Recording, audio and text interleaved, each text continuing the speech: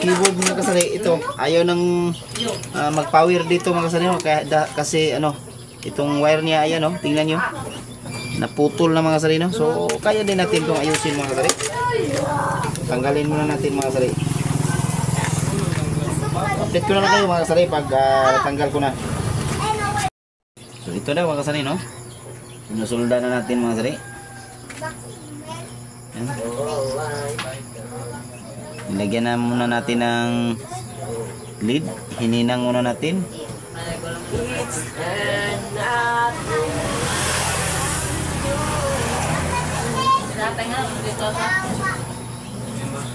Yan. Yan. Update ko na lang kayo mga kasari. Ayan, una kulay green.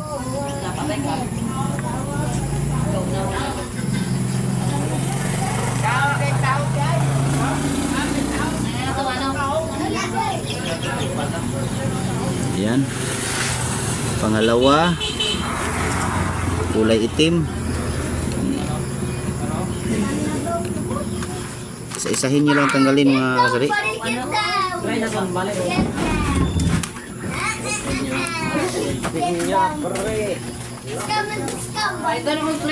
Kulay itim, puti, pula.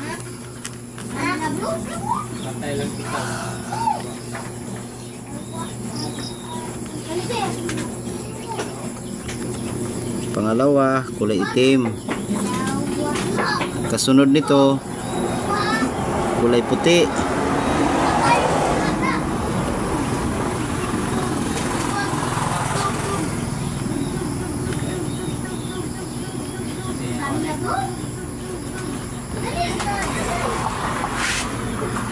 Kasunod nito, kulay pula.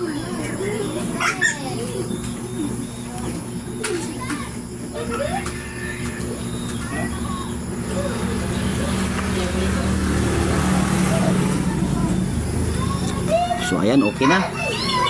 So balik na natin.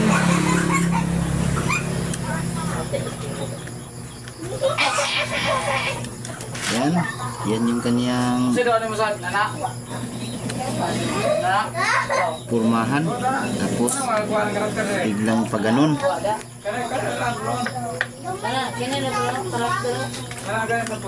Tapos balik natin tong kanyang guma.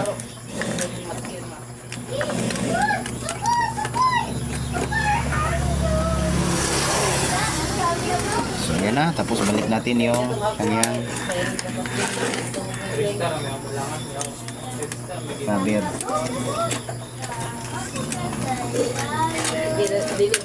So to the testing na tayo mga kasari. Ayan, gumagana na mga kasari, may pailaw pa. So try nating magpindot-pindot ng keyboard. Ayan, gumagana yung mga letra.